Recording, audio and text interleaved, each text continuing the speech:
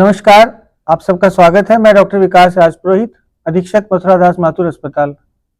राजस्थान सरकार हमेशा से ही मरीज और उनकी प्राथमिकताओं पर ध्यान देती है। हमारा अस्पताल निरंतर राजस्थान सरकार के निर्देशानुसार सभी बीमारियों का इलाज 24/7 करता है। पर जैसा कि आप सबको पता है कि इलाज के साथ साथ पब्लिक अवेयरनेस, लोगों को जागरूक करना, बीमारियों के बारे में बताना, अस्पताल की सुविधाओं के बारे में आम आदमी तक सारी योजनाओं का पहुंच पाना, इन सब बातों के लिए भी हमारा फर्ज बनता है। इसी क्रम में चूंकि मीडिया आज एक बहुत ही प्रभावशाली पिलर है, तो उसके माध्यम से हम ये चाहते हैं कि राजस्थान सरकार और हमारे अस्पताल में जितनी भी राजस्थान सरकार की द्वारा चलाई गई योजनाएं हैं, हमारे द्वारा चलाए गए ट्रीटमेंट्स पार्ट हैं, हमारी जो टीम है एमडीएम अस्पताल की, वो क्या काम कर रही है, कैसा काम कर रही है, किन किन बीमारियों का यहाँ अच्छे से इलाज होता है, किन किन सुविधाओं का यहाँ पूरी तरह से आम आदमी को लाभ मिलता है, इन सब के बारे में जानकारी देने के लिए हमने एक छोटा सा पॉडकास्ट बनाने का प्रयास किया है। और हम ये चाहते हैं कि हमारे जोधपुर ही नहीं, पूरे राज्य के सभी लोग स्वस्थ रहें। और इसी क्रम में मैं आज हाजिर हूँ आप सबके सामने, और मेरे साथ है मेरे एमडीएम अस्पताल के, आपके एमडीएम अस्पताल के कार्डियोलॉजी विभाग के एचओडी डॉक्टर रोहित जी माथुर। नमस्कार रोहित जी, आपका स्वागत है। नमस्कार सर, धन्यवाद। बहुत अच्छा लग रहा है कि हमारा काम लोगों को उपचार देना तो है ही है, बट आपने एकदम सही कहा कि कहीं ना कहीं prevention is the best cure. तो लोगों को जागरूक करना कि ये बीमारियां सबसे पहले हो ही ना, कैसे हम इनको अवॉइड कर सकें। तो जैसा कि आपको पता है कि डाटा अखबार में, न्यूज़पेपर में हृदय रोग के बारे में बहुत ज्यादा बताया और पूछा भी जाता है कि निरंतर हृदय रोगियों की संख्या भी बढ़ती जा रही है। भारत एक बहुत बड़ी कैपिटल बनते जा रहा है हृदय रोगियों की। तो इसलिए हमने आज सोचा कि क्यों ना आपके अनुभव का, आपकी स्किल का, आपके नॉलेज का आम आदमी को लाभ मिल सके। तो सबसे पहले तो मैं आपसे ये जानना चाहूंगा कि आपका जो डिपार्टमेंट है, जो हमारे हॉस्पिटल में आप डिपार्टमेंट रन करते हैं एचओडी, उसमें कितने डॉक्टर्स हैं, कितनी बड़ी टीम है, कितने टेक्नीशियंस काम करते हैं, क्या क्या सेवाएं दे रहे हैं, इसके बारे में आप थोड़ा सा बताएं। देखिए सर, आज department of cardiology Mathura Das Mathur hospital एक फुल्ली फंक्शनल 24/7 फंक्शनल डिपार्टमेंट है। अभी आज की तारीख में हम 4 डीएम कार्डियोलॉजिस्ट यहाँ पे काम कर रहे हैं। मैं doctor Rohit Mathur as professor and head, doctor Anil Barupal as assistant professor, doctor Yudhveer Singh as assistant professor and doctor Pradeep Singh as medical officer. हम चारों डीएम कार्डियोलॉजी किए हुए हैं। इसके अलावा हमारे पास में 4 हर साल के हिसाब से डीएम एसआर आते हैं, तो 12 डीएम एसआर हमारे पास में है। उसके अलावा हमारे पास में 6 पोस्ट एमडी, मतलब जो एमडी मेडिसिन किए हुए एसआर प्लस एमओ लगे हुए हैं। इसके अलावा हमारे पास में 5 जेआर लगे हुए हैं। तो कुल मिला के हम लोग करीब करीब 25 के आसपास डॉक्टर्स हैं अभी। इसके अलावा हमारे पास में 5 कैथ लैब टेक्नीशियन हैं, 3 इको टेक्नीशियन हैं और काफी सारे नर्सिंग ऑफिसर हैं। हम लोग राउंड द क्लॉक न सिर्फ OPD, cath lab, non invasive cath lab जिसमें कि इको, टीएमटी, हॉल्टर आता है, फुल्ली फंक्शनल 16 बेड का सीसीयू जिसकी ऑक्यूपेंसी हमेशा ऑलमोस्ट 100% रहती है। उसके अलावा post cath ward, cardiac ward और कैथ लैब रिकवरी वार्ड, ये सारी सुविधाएं हम लोग दे रहे हैं। बिल्कुल, देखिए कि लगभग अगर एक आंकड़ा बोला जाए तो 100 से ज्यादा लोग इस टीम में हैं और लगभग 100 से ज्यादा बेड्स इस टीम के पास है, जिसमें से अत्याधुनिक जो इक्विप्ड वार्ड है, जैसे कैथ लैब है, सीसीयूज हैं, पोस्ट कैथ लैब है, ऐसा भी है। और मैं इसमें एज ए अधीक्षक एक एड ऑन और कर सकता हूँ कि हमारा बहुत शीघ्र एक तो कैथ लैब और नई एक्सपांशन जो कार्डियोलॉजी का पाइपलाइन में है, और इसके अलावा हमारी पीडियाट्रिक कार्डियोलॉजी डिपार्टमेंट में भी बहुत ज्यादा नवाचार होने वाले हैं। तो ये सब आम जनता के लिए बहुत जल्दी ये सुविधाएं उपलब्ध होने वाली है। तो रोहित सर, मैं आपको बताऊं कि बस मैं इस पे एक सवाल सबके मन में रहता है कि क्या हमारे यहाँ लगभग हर बीमारी का कार्डियक से रिलेटेड इलाज मिल जाएगा? बिल्कुल सर है। मैं आपको बताऊं कि राज्य सरकार की और केंद्र सरकार की जो जन उपयोगी योजनाएं हैं, उनमें मैं लगभग भी वर्ड नहीं यूज करूंगा, सारी बीमारियां कवर्ड है सर। बहुत बढ़िया।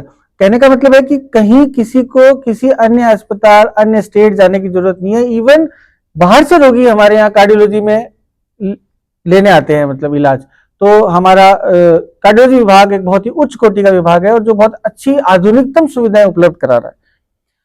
तो अब हम बीमारी पे आते हैं कि सर ऐसा क्या रीजंस है कि हृदय रोगियों की संख्या इतनी बढ़ती जा रही है, और हृदय जो डिजीज है, जो हार्ट डिजीज है, वो एक तो हार्ट होता है, उसके अलावा जो वेसल्स होती हैं, तो क्या इनका आपस में कोई लिंक है, और किस प्रकार से क्या आप समझते हैं कि ये कितना बड़ा एक रिस्क है अभी आम सर, जनता के लिए?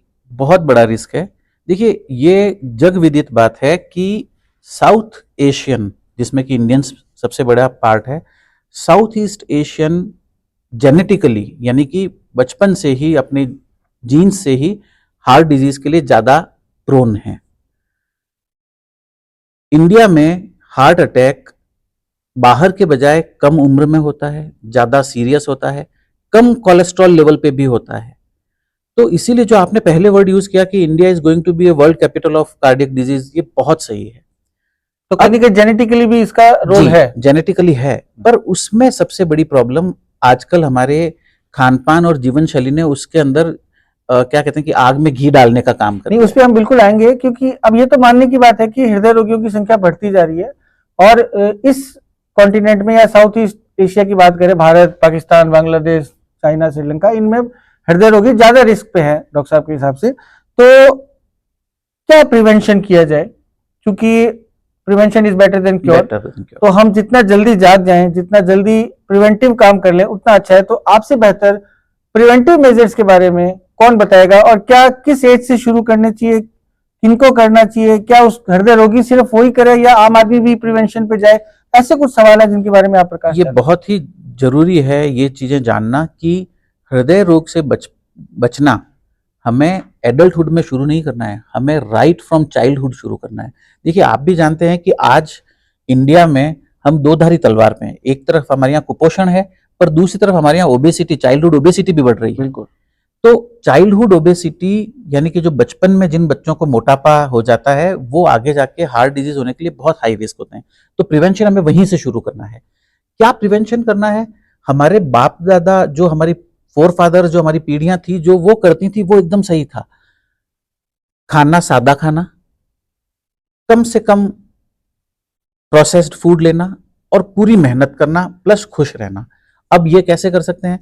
हम टिन्ड फूड बाहर निकालें, हम रीयूज्ड ऑयल बाहर निकालें, हम प्रोसेस्ड फूड बाहर निकालें अपने खाने से, हम ज्यादा फिजिकल एक्टिविटी करें, जो कि हम नहीं कर रहे हैं, और अपने लिए, अपनी मानसिक सेहत के लिए, अपने खुश रहने के लिए रोज कुछ समय निकाल पाए। बिल्कुल। तो देखिए, जीवन शैली, खान पान, भोजन और आदि का स्ट्रेस फ्री जीवन का, इन सब का यदि आप जीवन में एड ऑन कर लेते हैं तो निश्चित रूप से हृदय रोग से बचा जा सकेगा। तो इसमें एक दो इश्यूज बहुत बड़े हैं, लोगों का कंसर्न रहता है कि एक तो घी, तेल या ऐसा कोई भी पदार्थ जो ऑयली हो, क्या सारे नुकसानदायक हैं, कुछ बेनिफिशियल है? क्योंकि कुछ कंपनियां हार्ट के लिए अच्छे कह के उनको मार्केटिंग करती है। और दूसरे जो हम पूछना चाहते हैं आपसे कि वो ये भी है कि किस तरह से एक्सरसाइज जो है, वो कौन सी एक्सरसाइज, जैसे अभी कुछ इंसिडेंसेस वीडियोस देखे हमने कि जिसमें जिम में डेथ हो गई सडन, तो क्या वो हृदय कार्डियक अरेस्ट था, या कार्डियक वो एमआई था, या वो हृदय रोग था? इन दो बिंदुओं पे भी आप प्रकाश डालें। देखिए सर, ऐसा नहीं है कि सब तरह के वसा, जिसको हम ऑयल या फैट कहते हैं, वो हानिकारक हैं। हमारे खान पान में काफी सारी ऐसी पदार्थ हैं जिनको हम पॉली अनसैचुरेटेड फैटी एसिड्स कहते हैं, पूफा, ये हमारे लिए अच्छे हैं। तो देखिए, ये चीजें किस में पाई जाती है? ये हमारे ड्राई फ्रूट्स में पाई जाती हैं, बादाम खाए में पाई जाती है। तो हमारे फोर फादर्स खाते थे ये चीजें, उनके रूटीन में होता था कि सर्दियों में वो लोग लड्डू बना के खाते थे ड्राई फ्रूट्स के, तो वो अच्छे थे। जहां तक ये चीज सवाल है कि कौन सा ऑयल खाया जाए, क्या पर्टिकुलर कोई एक ऑयल है या दो ऑयल हैं जो हार्ट के लिए अच्छे हैं, तो इसमें मैं आपको बताना चाहूंगा कि ऑयल में अमाउंट की ज्यादा वैल्यू है, आपको कम से कम अमाउंट खाना है। दूसरा, कई तरह के, मैं ब्रांड की बात नहीं कर रहा, कई तरह के ऑयल अवेलेबल है, मूंगफली का तेल अवेलेबल है, राइस ब्रान अवेलेबल है, घी है ना, पाम ऑयल है, पाम ऑयल है। हर ऑयल में कुछ अच्छी चीज है। तो सबसे अच्छा ये होता है कि आप बदल बदल के ऑयल खाएं, और सबसे इंपॉर्टेंट, कम अमाउंट खाएं और रीयूज ना हो। हमारे यहाँ पे क्या प्रथा है कि आज पुड़ियाँ तली, फिर उस यूज्ड ऑयल को रख लेते हैं और उससे अगले दिन पराठे बना लिए जाते हैं। तो वो जो रीयूज ऑफ ऑयल है, क्योंकि जितनी बार वो गर्म होता है उतनी बार उसमें से पूफा जो अच्छे हैं वो सैचुरेटेड फैटी एसिड में कन्वर्ट हो जाते हैं, जो कि आपके लिए हानिकारक प्रूव हो सकते हैं। बहुत अच्छी बात है कि फूड ऑयल सारे ही नुकसानदायक है, लेकिन यदि कम मात्रा में खाए जाएं तो शरीर के लिए लाभदायक भी हैं। तो रोहित सर, ऐसा एक है कि कुछ बीमारियां हृदय रोग को बढ़ाती है, जैसे एक मैं बता सकता हूं कि डायबिटीज है। बिल्कुल। ऐसी कौन कौन सी बीमारियां हैं जिनके रोगी स्पेशल ध्यान रखें कि उनको हृदय रोग ना हो, तो वो ज्यादा केयरफुल रहें? बिल्कुल सर, देखिए खासकर इसमें जैसा आपने बताया कि एक डायबिटिक्स जो लोग हैं जिनको शुगर की बीमारी है, उनको काफ़ी चांसेस रहेगी कि वो आगे जाके हार्ट की डिजीज के रोगी बन सकते हैं। जिनको हाई ब्लड प्रेशर है वो लोग अपना खास ध्यान रखें, क्योंकि उनको भी हार्ट की बीमारी हो सकती है। जिनको गुर्दों की बीमारियां हैं, जिसको हम क्रोनिक किडनी डिजीज कहते हैं, उनको काफ़ी रिस्क रहती है कि वो हार्ट डिजीज के मरीज बन सकते हैं। जिनको वसा से रिलेटेड, फैट से रिलेटेड कुछ बीमारियां हैं, जिनको कि हम फैमिलियल हाइपर कोलेस्ट्रोलीमिया कहते हैं, कोलेस्ट्रॉल की बीमारी होती है, वो अपना खास ध्यान रखें। इसके अलावा वे लोग जिनके घर में माता पिता भाई बहन यंग एज में जिनको हार्ट अटैक हो गया, यानी कि 50 साल से पहले जिनको हार्ट अटैक हो गया है, वो भी काफी हाई रिस्क रहते हैं और उनको अपना ध्यान बहुत शुरू से देना पड़ चाहिए। क्या कुछ विटामिन डेफिशिएंसीज या मिनरल डेफिशिएंसीज भी कार्डियक डिजीजेस की फैक्टर्स हैं?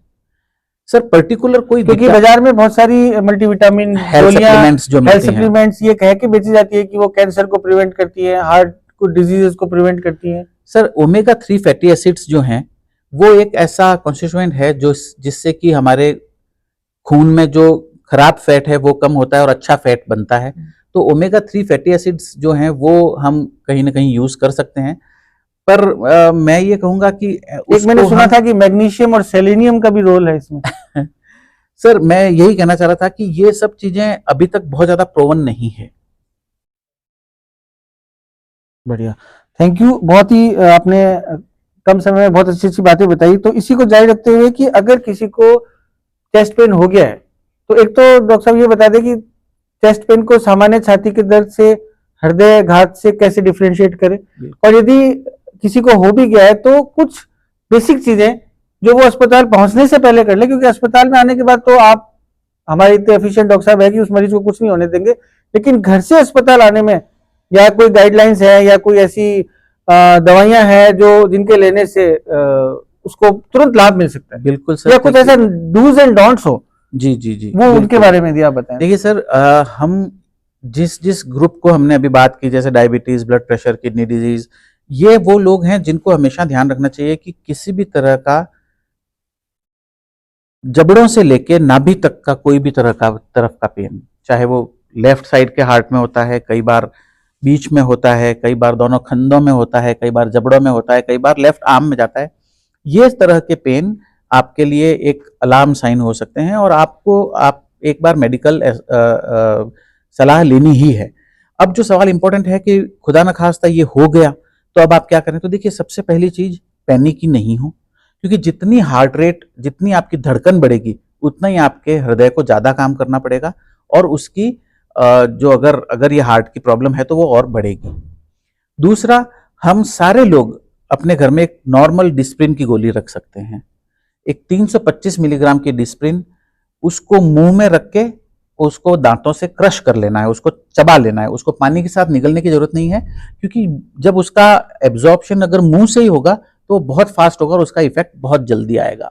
बिल्कुल, सरकार, केंद्र सरकार की तरफ से भी एक उत्तर प्रदेश में एक राम किट नाम से एक प्रायोजन था, जिसमें जैसा आपने बताया कि उसमें एटोरवास्टेटिन या रोजुवास्टेटिन थी, एक एस्प्रिन थी, एक क्लोपिडोग्रिल थी, 3 गोलियां थी। और वो राम किट काफी उत्तर प्रदेश और अन्य जो सरकार है, जो राज्य हैं, उनमें काफी लोकप्रिय भी हुआ है। काफी लोग उसको साथ भी रखने लगे हैं, तो ये बिल्कुल आपने भी उसको एंडोर्स किया है।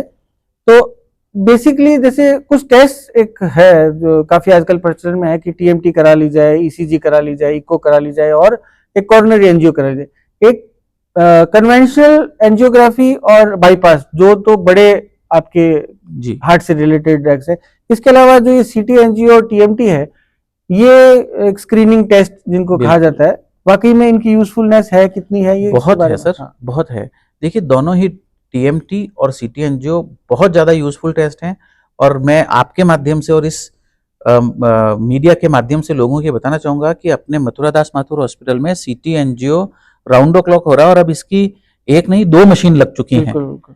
तो CT एंजियो बहुत ही अच्छा टेस्ट है और बहुत ही कॉमनली हम लोग कर रहे हैं, और इससे लोगों में ब्लॉकेजेस का बहुत ही क्लियर कट अपने को पता चल सकता और है। जिनके ठीक है उनको जो एक डर और भय जो जिसमें वो जी बिल्कुल, रहे हैं, बिल्कुल। उससे भी उनको मुक्ति मिलती है कि भाई बिल्कुल मेरे कोई मिलती है, हार्ट सर। डिजीज नहीं है और अगले 5-10 सालों तक एटलीस्ट नहीं होनी चाहिए। नहीं होनी बिल्कुल चाहिए। सही बात है। तो ये बहुत अच्छी बात है। और ये सारे टेस्ट, जैसे कि डॉक्टर साहब ने बताया कि ये मथुरा दास माथुर अस्पताल में ये सारे टेस्ट अवेलेबल हैं।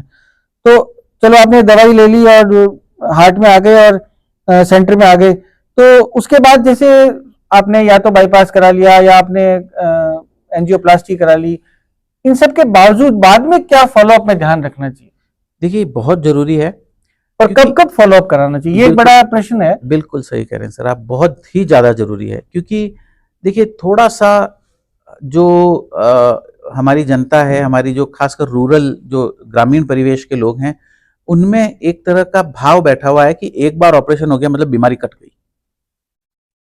अनफॉर्चुनेटली, दुर्भाग्यपूर्ण, हार्ट की बीमारियों में ऐसा नहीं है।